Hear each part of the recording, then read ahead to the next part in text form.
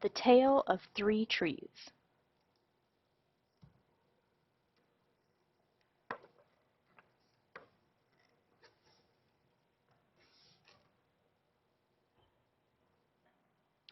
Once upon a mountaintop, three little trees stood and dreamed of what they wanted to become when they grew up.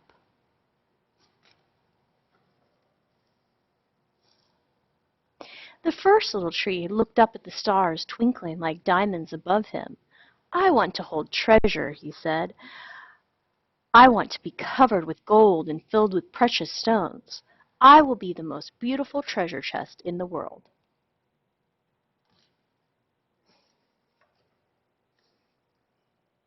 The second little tree looked out at the small stream trickling by on its way to the ocean.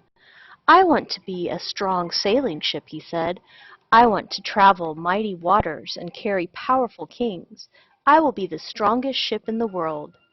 The third little tree looked down into the valley below, where busy men and busy women worked in a busy town. "I don't want to leave this mountain top at all," she said. "I want to grow so tall that when people stop to look at me, they will raise their eyes to heaven and think of God. I will be the tallest tree in the world."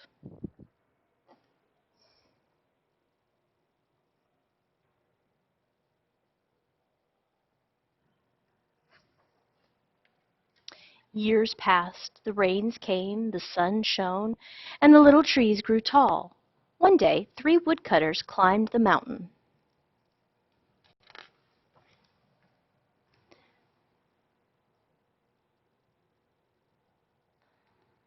The first woodcutter looked at the first tree and said, "This tree is beautiful. It is perfect for me."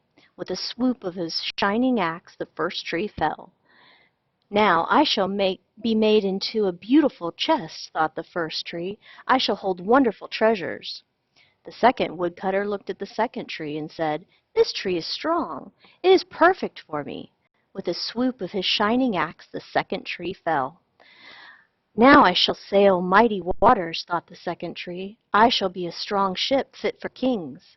The third tree felt her heart sink when the last woodcutter looked her way. She stood straight and tall and pointed bravely to heaven. But the woodcutter never even looked up. "Any kind of tree will do for me," he muttered. With the swoop of his shining axe, the third tree fell. The first tree rejoiced when the woodcutter brought him to the carpenter's shop. But the busy carpenter was not thinking about treasure chests. Instead, his work-worn hands fashioned the tree into a feed box for animals. The once beautiful tree was not covered with gold or filled with treasure. He was coated with sawdust and filled with hay for hungry farm animals. The second tree smiled when the woodcutter took him to a shipyard, but no mighty sailing ships were being made that day. Instead, the once strong tree was hammered and sawed into a simple fishing boat. Too small and too weak to sail an ocean or even a river, he was taken to a little lake. Every day he brought in loads of dead, smelly fish. The third tree was confused when the woodcutter cut her into strong beams and left her in a lumber yard. "What happened?" the once tall tree wondered.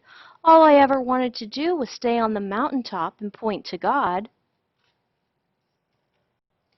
Many, many days and nights passed. The three trees nearly forgot their dreams. But one night golden starlight poured over the first tree as a young woman placed her newborn baby in the feed box. "I wish I could make a cradle for him," her husband whispered. The mother squeezed his hand and smiled as the starlight shone on the smooth and sturdy wood. "This manger is beautiful," she said.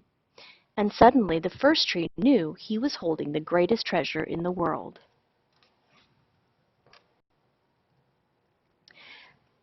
One evening, a tired traveler and his friends crowded into the old fishing boat. The traveler fell asleep as the second tree sailed quietly out onto the lake. Soon a thundering and thrashing storm arose. The little tree shuddered. He knew he did not have enough strength to carry so many passengers safely through the wind and rain. The tired man awakened. He stood up, stretched out his hand, and said, "Peace." The storm stopped as quickly as it had begun, and suddenly the second tree knew he was carrying the King of heaven and earth. One Friday the third tree was startled when her beams were yanked from the forgotten woodpile. She flinched as she was carried through an angry, jeering crowd. She shuddered when soldiers nailed a man's hand to her feet. She felt ugly and harsh and cruel.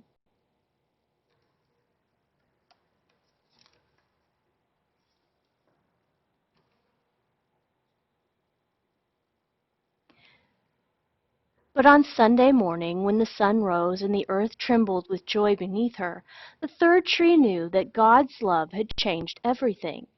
It had made the first tree beautiful. It had made the second tree strong. And every time people thought of the third tree, they would think of God.